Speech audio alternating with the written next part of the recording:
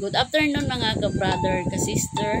Dito po pag-uusapan natin sa Word of God narito ang ilang mga talata sa Biblia nagpapahayag ng pangako ng Panginoon. Pangako ng Diyos tungkol sa tagumpay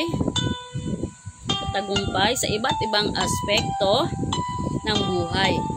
Kabilang ang ministeryo at buhay, paaralan at pamilya. Dito po sa Word of God sa Pilipos chapter 4 verse 13, lahat ng bagay ay magagawa ko sa pamamagitan niya na nagpapalakas sa akin. So, ito pong Word of God na to, malinaw po rito na lahat ng bagay ay magagawa ko sa pamamagitan niya na nagpapalakas sa akin. So, magbibigay po ako ng halimbawa sa Word of God na ito. Ito po. Ang talatang ito ay nagpapakita na sa tulong ng Diyos, kaya nating mapagtagumpayan kasama na ang mga pagsubok, ministeryo, buhay at pag-aaral. So, maliwanag po rito sa Word of God, mga ka-brother, ka-sister, na sa pamamagitan, walang imposible sa Panginoon. Lahat ng bagay ay magagawa ko sa pamamagitan ng nagpapalakas sa akin. Proceed na po tayo. Dito na po tayo sa pangalawang verse, mga ka-brother, ka-sister. Dito po sa Jeremiah chapter 29 verse 11 po, sapagkat nalalaman ko ang mga plano ko para sa inyo, sabi ng Panginoon, mga planong para sa kapayapaan at hindi para sa kasamaan, upang bigyan kayo ng pag-asa at hinaharap. Yun po. So, dito po sa Jeremiah chapter 29 verse 11, magbibigay po ako ng halimbawa. Ito po. Ang Diyos ay may magandang plano para sa atin na nagdadala ng pag-asa, tagumpay sa ating mga buhay. So, maliwanag po rito sa Word of God sa Jeremiah chapter 29 sa Jeremiah chapter 29 verse 11, ang Diyos ay may magandang plano sa atin na nagdadala ng pag-asa at tagumpay sa ating mga buhay. So, ibig sabihin, ang Panginoon nagdadala sa atin ng pag-asa at tagumpay dito po sa Jeremiah chapter 29 verse 11. Proceed na po tayo dito po sa Word of God another. Dito po sa Proverbs chapter 16 verse 3.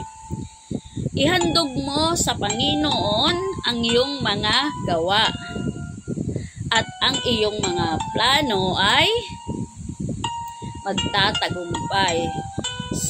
So, magbibigay po ako ng halimbawa, mga ka-brother, ka-sister. Ito po, sa pamamagitan ng pagtitiwala sa Panginoon.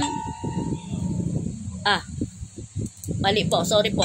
Ito po ulit, magbibigay po ako ng halimbawa, mga ka-brother, ka-sister. Dito po sa Proverbs chapter 16 verse 3 po.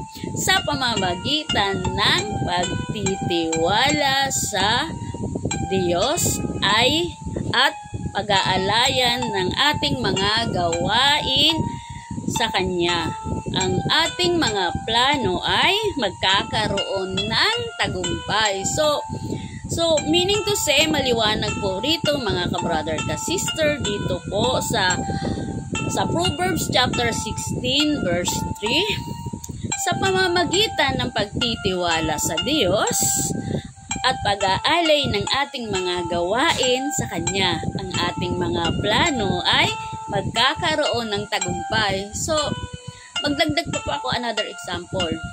every moment na may gagawin po tayo sa buhay natin, na gusto po natin, isang plano na nakakalugod sa Panginoon, isang guni po natin. Basta po, ito po ay nakakalugod sa kapwa at unang-una po nakakalugod sa Diyos. Parati po natin sabihin, ganito po, magdagdag po ako another example, no? Lord, may plano po ako.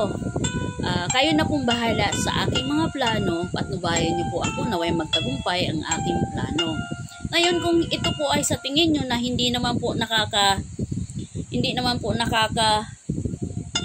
nakakalugod po sa inyo ang aking plano, kayo na rin po ang gumawa ng dahilan na ang aking plano ay hindi po magkaroon ng katuparan. Ganun po, pag tayo magpipray sa mga bagay na hihilingin natin sa dakilang Amang nasa langit. Kailangan po, hingin po natin parati ang patnubay ng ating Amang nasa langit. Yun po, dagdag ko po another example dito sa Proverbs chapter 16 verse 3. Proceed na po tayo. Ito po. Dito po sa Joshua chapter 1 verse 8 po. Ito po. Itong aklat ng batas ay huwag alisin sa inyong bibig.